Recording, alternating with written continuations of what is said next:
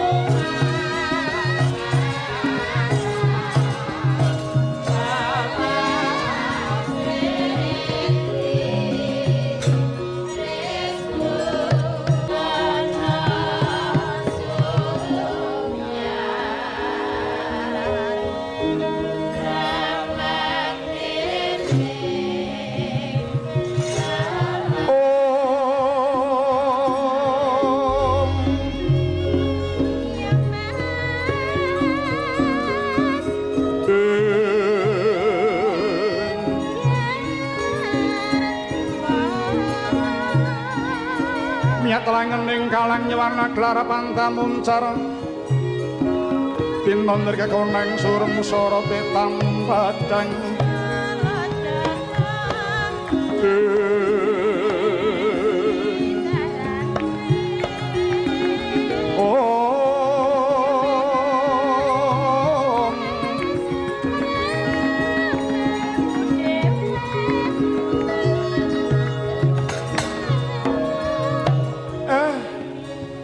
lah kok kendel Gus?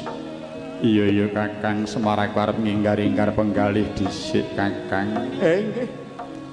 Nonton eden-eden ing laladan Saptawarga. Ah, kula nggih ngaten Gus.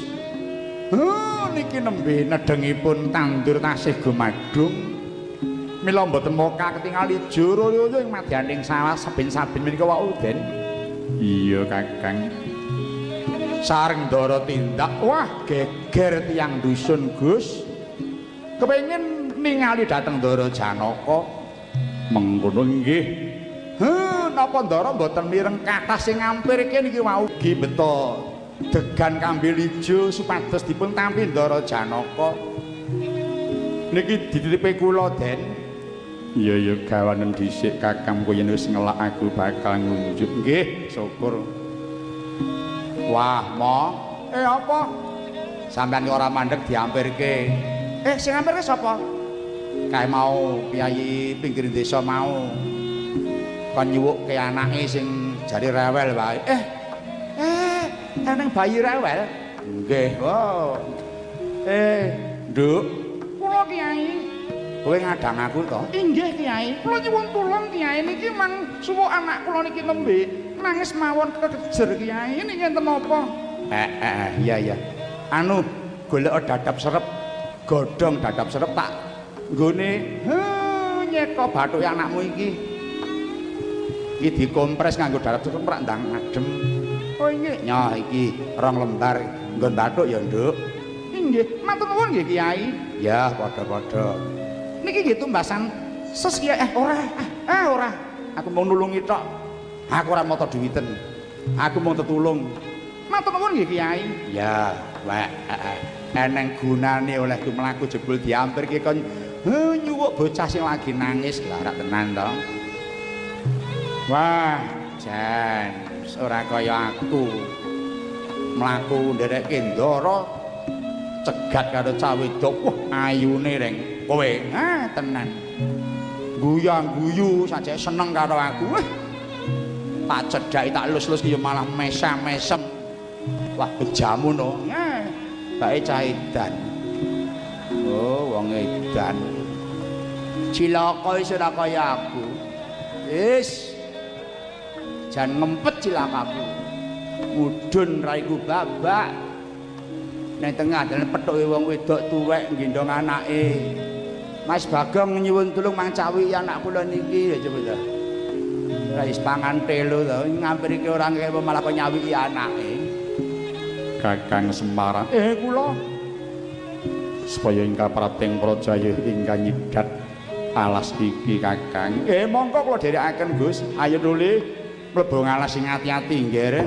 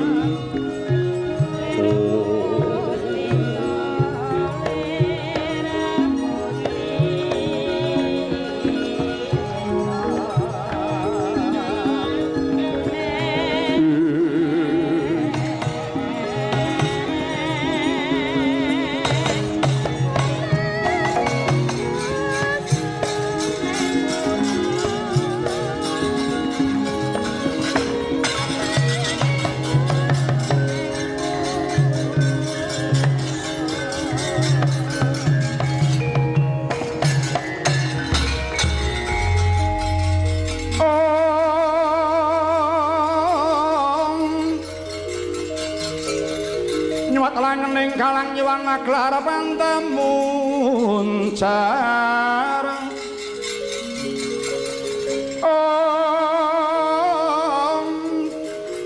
tinonder kekonang surem sorote tanpa padang kaselan pajaring